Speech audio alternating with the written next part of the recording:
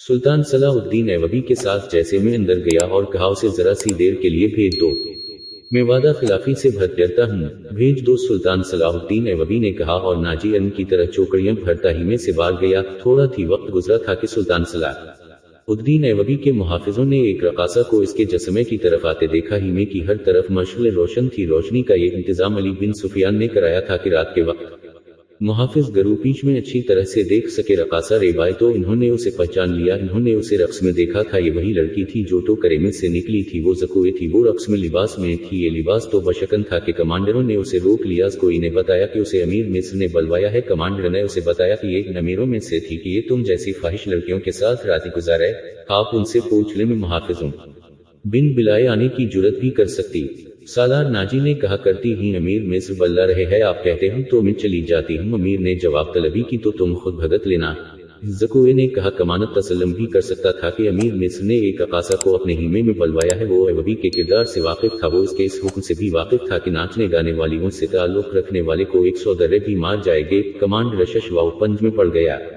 सोच सोच कर उसने हिम्मत की और सुल्तान सलाहुद्दीन ऐवबी के हैसे में अंदर चला गया। ऐवबी अंदर टहल रहा था। कमांडर ने डरते डरते कहा, बाहर एक रकासा खड़ी है, कहती है कि हुजूर ने उसे बलवाया है, उसे अंदर भेज दो। सुल्तान सलाहुद्दीन ऐवबी ने कहा। कमांडर बाहर निकला और ज़कुई को अनद भेज दिया। सफाइयों को तवक्को थी कि उनका अमीर और सालार इस लड़की को बाहर निकाल लिएगा। वो सब सुल्तान सलाहुद्दीन ऐवबी की गिरजुदार आवाज सुनने के लिए तैयार हुए थे, लेकिन ऐसा कुछ थी, हवा रात गुजरती जा रही थी, अंदर से धीमी धीमी बातों की आवाज में आ रही थी। मुहाफिज दस्ते का कमांडर बेकरारी के अंदाज में टहल रहा, तो एक सफाई ने कहा, किया ये हुक्म सिर्फ हमारे लिए है कि किसी फाहिशा के साथ ताल्लुक रखना? उनका बल्ला वाओ उतम को किसने दिया? कमांडर ने पूछा। जुर्म या हुक्म सिर्फ मातहतों और कानून सिर्फ रियाया के लिए होता है, कमांडर ने कहा। अमीर मिस्र को दर्रे भी लगाए जा सकते, बादशाहों का कोई किरदार नहीं होता। सुल्तान सलाहुद्दीन ऐवबी शराब भी पीता होगा, हम पर झूठी पारसाई का रोग जमाया जाता है, कमांडर ने कहा। इनकी निगाहों में सलाहुद्दीन का जो बुत था वो टूट गया था। इस बुत में से एक अरबी शहजादा निकला जो अय्याश था, पारसाई के पर्दे में गुनाह का मुर्तकिब हो रहा था। नाजी बहुत खुश था। सुल्तान सलाहुद्दीन ऐवबी की खुशनुदी के लिए उसने शराब सोनगी भी थी। वो अपने जैसे में बैठा मुसरत से झूम रहा था। इसके सामने उसका नायब सालार और रविश बैठा हुआ था। उसे गए बहुत वक्त हो गया है, मालूम होता है हमारा तेरे सुल्तान सलाहुद्दीन ऐवबी के दिल में उतर गया है। और रविश ने कहा, हमारा तीर खता कब गया था? अगर हता जाता भी तो अब तक हमारा आ जाता। नाजी से कहका लगा कर कहा, तुम ठीक कहते हैं।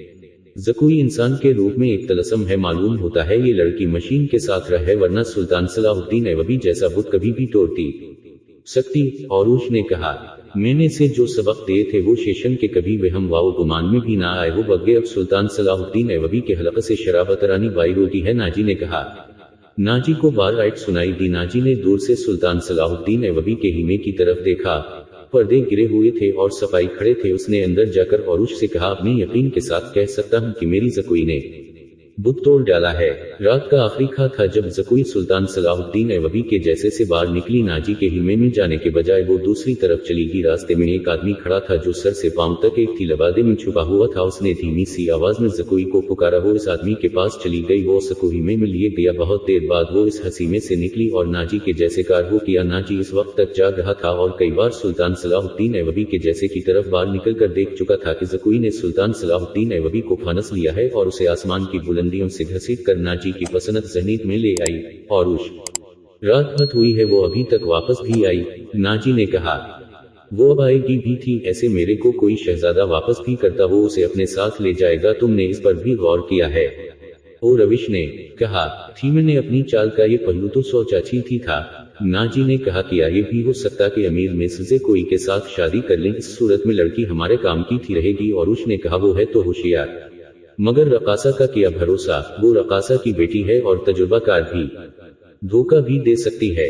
नाजी ने कहा। वो गहरी सोच में था कि ज़कुई हिमे में दाखिल हुई। उसने जिन्स कर कहा, अपने अमीर मिस्र का वजन कोरोला व हमजा इतना सुना, आपने मेरा यही नाम मुकर्रर किया था ना?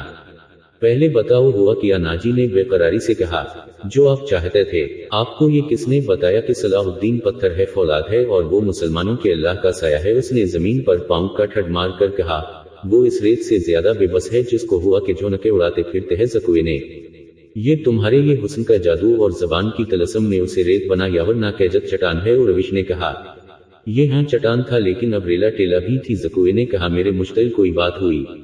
नाजी ने कहा, हाँ पूछ रहा था कि नाजी कैसा इंसान है। मैंने कहा कि मिस्र में अगर आपको किसी पर भरोसा करना चाहिए तो वो नाजी है। उसने कहा कि तुम किस तरह नाजी को जानती हो? मैंने कहा कि वो मेरे बाप के गहरे दोस्त है, हमारे घर गए थे और कह रहे थे कि मैं सुल्तान सलाहुद्दीन ऐवबी का गुलाम हूँ, मुझे समंदर में कूदने का हुक्म देने गए तो मैं कूद जाऊंगा। फिर इसने मुझसे पूछा कि तुम बासमत लड़की हूँ?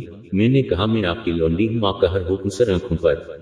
कहने लगा कि कुछ देर मेरे पास बैठो। मैं बैठ गई। फिर वो अगर पत्थर था तो मोम बन गया और मैंने मोम को अपने सांचे में डाल लिया। इससे रहमत होने लगी तो उसने मुझसे माफी मांगी। कहने लगा, मैंने जिंदगी में पहला गुनाह किया है। मैंने कहा, ये गिना भी आपने मेरे साथ कोई तो कभी किया? जबरदस्ती थी कि मुझे बादशाहों की तरह हुक्म देकर भी बलवाया। मैं खुदाई थी और फिर भी आऊंगी। ज़कुई ने हर बात इस तरह खल कर सुनाई जिस तरह उसका जिस्म अरिय था। नाजी ने जोश मुसरत से उसे अपने बाजू में लिया और रविश ज़कुई को हराज तहसीन और नाजी को मुबारकबाद देकर जैसे से निकल गया। सहरा की इस पर इसरार रात की कोख से जिस सुबह ने जन्म लिया वो किसी भी सहराई सुबह से मुख्तलिफ थी, मगर इस सुबह के उजाले ने अपने तारीख सीने में एक राज छुपा लिया था जिसकी कीमत इस सल्तनत इस्लामिया जितनी थी, जिसके क़याम और इस्तेकाम का हवाब सुल्तान सलाहुद्दीन ऐवबी ने देखा और इसकी तबीर का अज़्म लेकर जवान हुआ। गुज़श्ता रात इस सहरा में जो वाक़या हुआ इसके दो पहलू थे। एक पहलू से नाजी और रविश वाकिफ थे, दूसरे से सुल्तान सलाहुद्दीन ऐवबी का मुहाफिज दस्ता वाकिफ था। और सुल्तान सलाहुद्दीन ऐवबी उसका सरागरसान और जासूस अली बिन सुफियान और ज़कुई तीन ऐसे अफराद थे जो इस वाक़े के दोनों पहलुओं से वाकिफ थे। सुल्तान सलाहुद्दीन ऐवबी और इसके स्टाफ को नाजी ने निहायत की शान और इज्जत के साथ रहमत किया। सूडानी फौज दो रवैया खड़ी सुल्तान सलाहुद्दीन ऐवबी ज़नतबाद के नारे लगा रही थी। सुल्तान सलाहुद्दीन ऐवबी ने नारों के जवाब में हाथ लहराने, मुस्कुराने और दीगर तकल्लुफ़ात की पर इन्हें की नाजी से हाथ मिलाया और अपने घोड़े को एड़ी लगाई। इसके पीछे अपने मुहाफिज और दीगर स्टाफ को भी अपने घोड़े दौड़ाने पड़े। अपने मरकजी दफ्तर पहुँच कर वो अली बिन सुफियान और अपने नायब को अंदर ले गया और दरवाजा बंद कर दिया। अपने मरकजी दफ्तर पहुंचकर वो अली बिन सुफियान और अपने नायब को अंदर ले गया और दरवाजा बंद कर दिया। वो सारा दिन कमरे में बंदे रहे। सूरज गुरूब हुआ, तारीकी छाई कमरे के अंदर। खाना तो दूर, पानी भी थी गया। रात खासी गुजर चुकी थी जब वो तीनों कमरे से निकले और अपने अपने घरों को रवाना हुए। अली बिन सुफियान उनसे अलग हुआ तो मुहाफिज दोस्तों के एक कमांडर ने उसे रोका और कहा, मोहतरम, हमारा फर्ज है कि हुक्म माने और जबानें बंद रखे, लेकिन मेरे दस्ते में एक मायूसी फैल गई है, खुद में भी उसका शिकार हुआ हूँ। कैसी मायूसी? अली बिन सुफियान ने कहा। कमांडर ने कहा, मुहाफिज कहते हैं कि फौज को अगर शराब पीने की इजाजत है तो हमें इससे केवल मना किया गया है। अगर आप मेरी शिकायत को सही समझे तो सजा दे, लेकिन मेरी शिकायत सुने। हम अपने अमीर को अल्लाह का बरगजीदा इंसान समझते थे और इस पर दिल व जान से फिदा थे, मगर रात को इसके जैसे में एक रकासा भी। अली बिन सुफियान ने कमांडर की बात मुकम्मल करते हुए कहा, तुमने कोई गुस्ताई की कि गुनाह अमीर करे या गुलाम, सजा में कोई फर्क थी? गुनाह बहरहाल गुनाह है। मैं यकीन दिलाता हूँ आपको कि अमीर मिस्र और रकासा के पिछली रात की मुलाकात में गुनाह का कोई अंसर भी कोई ताल्लुक थी। ये किया था अभी मैं तुमको भी बतावनगा। आहिस्ता आहिस्ता वक्त गुजरते हुए तुम सबको पता चल जाएगा कि रात को किया हुआ था। अली बिन सुफियान ने कमांडर के कंधे पर हाथ रखते हुए कहा, मेरी बात गौर से सुनो आमिर बिन सालेह, तुम पुराने अस्करी हम अच्छी तरह जानते हैं कि फौज और फौज के सरबराहों के कुछ राज होते हैं जिनकी हिफाजत हम सबका फर्ज से रकासा का अमीर मिस्र के खेमे में जाना भी एक राज है। अपने जानिबाजों को शक में ना पड़ने दो और किसी से जिक्र तक ना हो कि रात को किया हुआ था। अली बिन सुफियान ने कहा। ये कमांडर पुराना था और अली बिन सुफियान की काबिलियत से आगाह था, सो इसने अपने दस्ते के तमाम शुकूर रफू किए। अगले रोज सुल्तान सलाहुद्दीन ऐवबी दो का खाना खा रहे थे कि सुल्तान सलाहुद्दीन ऐवबी को इतलाक दी गई कि नाजी आए है। सुल्तान सलाहुद्दीन ऐवबी खाने से फारिग होकर नाजी से मिले।